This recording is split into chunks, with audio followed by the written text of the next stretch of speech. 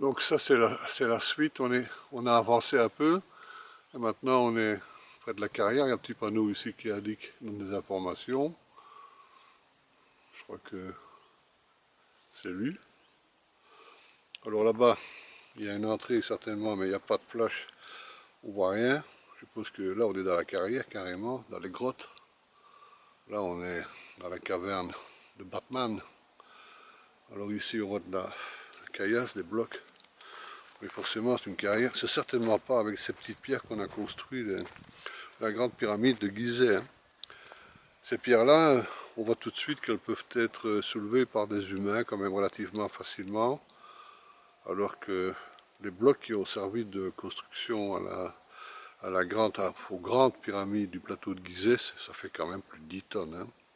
Et c'est d'ailleurs, ceci me rappelle mes différents sites à ce sujet où je parlais de ça.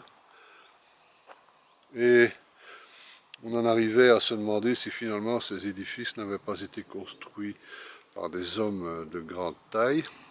Et selon nos théories, enfin selon ce qu'on en a déduit, ces pyramides n'ont pas 4000 ans. Hein. Je crois qu'elles doivent remonter avant les déluges, donc au début de siècle de précession. Donc elles doivent avoir, selon moi, plus ou moins 26 000 ans. Donc on a vu les pyramides marquent le début d'un cycle de précession.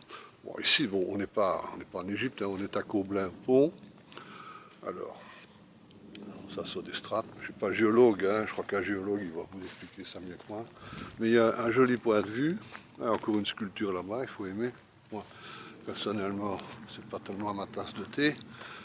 D'ailleurs, je ne sais pas très bien ce que c'est. C'est peut-être un extraterrestre, hein, là. Je sais pas. Enfin, voilà. Alors, le chien, pas de problème, il est heureux. Alors ici, on a un nouveau point de vue. C'est le même que tout à l'heure, mais dans un angle différent. Alors, bon, ici, on voit très bien l'ourte. Donc ça, c'est l'ourte. On voit aussi le... Allez, comment ça s'appelle ça? Le petit... Allez, on appelle ça comment? Le Ravel. Donc c'est un petit sentier, enfin sentier touristique où les gens se promènent. Donc ils se promènent, c'est agréable. Là, il y a les chiens, les bicyclettes, enfin il y a tout le truc, il faut faire attention, il faut regarder dans tous les sens. Là. Donc finalement, c'est pas tellement reposant. Hein. Alors on voit l'ourte, on voit le chemin de fer. Il n'y a pas de train, il y a le petit village là-bas, on le voit. C'est Coblin. Et la tâche, là-bas, eh bien c'est là où je vis, où on vit, c'est la maison. Le paysage est quand même pas mal. Alors là, on voit dans le lointain, des campings, des tentes, des campeurs. Quand même assez calme. Alors voilà un petit peu ce que ça donne, un petit travelling. Voilà la zone.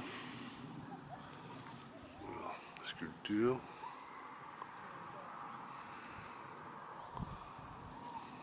Pilot, Martine, le chien Tequila. C'est pas moi qui l'ai appelé ainsi. Bon, j'essaie de me déplacer un peu.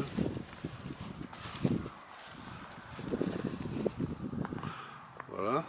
Bah, c'est pas mal comme paysage, hein. Comme point de vue, c'est pas mal. On voit le petit village là-bas, des ponts. Et ici, on voit mieux en réalité, il y a deux maisons. Il y a c'est un bloc de deux maisons. Et on voit là-bas la tache lumineuse, c'est le toit de la véranda. On est quand même privilégié de vivre dans un endroit pareil, je trouve. Même si ce n'est pas très calme et c'est quand même un bel endroit. Donc j'en ai profité pour montrer un petit peu cette vieille carrière. Je crois qu'on a fait le tour. Si je vois quelque chose d'autre, je reposterai une vidéo, mais je ne vois pas très bien ce que je pourrais découvrir de plus ici.